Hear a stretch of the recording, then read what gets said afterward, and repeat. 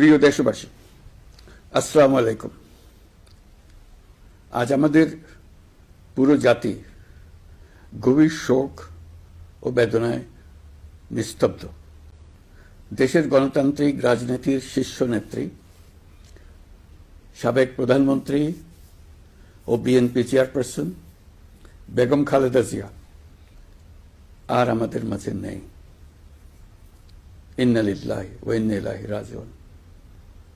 বেগম খালেদা জিয়ার ইন্তেকালে আমরা গভীরভাবে শোকাহত ও মর্মাহত।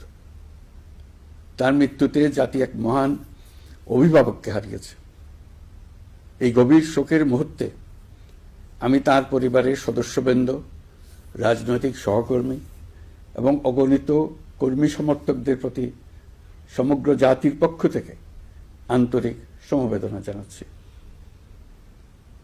মহান আল্লাহর কাছে আমার প্রার্থনা, তিনি যেন আমাদের সবাইকে এই গভীর শোক কাটিয়ে ওঠার শক্তি দান করেন।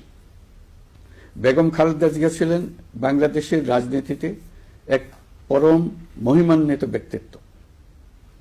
গণতন্ত্র, বহুদলীয় রাজনৈতিক সংস্কৃতি এবং জনগণের অধিকার প্রতিষ্ঠার সংগ্রামে তার অসামান্য ভূমিকা ইতিহাসে অম্লান হয়ে থাকবে।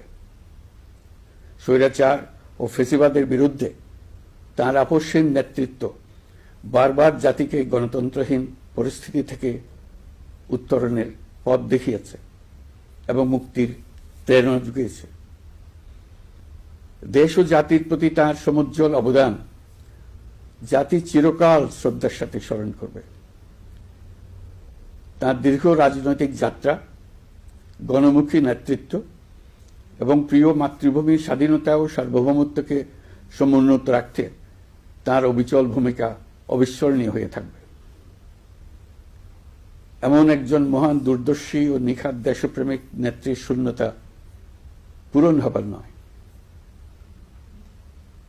প্রিয় দেশবাসী, এই শোকাবহ মুহূর্তে আপনাদের প্রতি আমার উদাত্ত আহ্বান, আসুন আমরা সবাই যার যার অবস্থান থেকে মহান আল্লাহর দরবারে বেগম খালেদা জিয়ার বিদেহী আত্মার মাগফিরাত কামনা করি। একই সঙ্গে জাতির এই কঠিন সময়ে আমরা যেন ঐক্যবদ্ধ থাকি।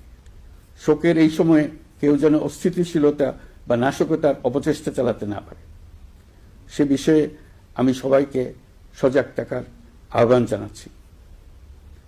এই সময়ে আমাদের সবার দায়িত্বশীল ভূমিকা পালন করা অত্যন্ত জরুরি। প্রিয় দেশবাসী,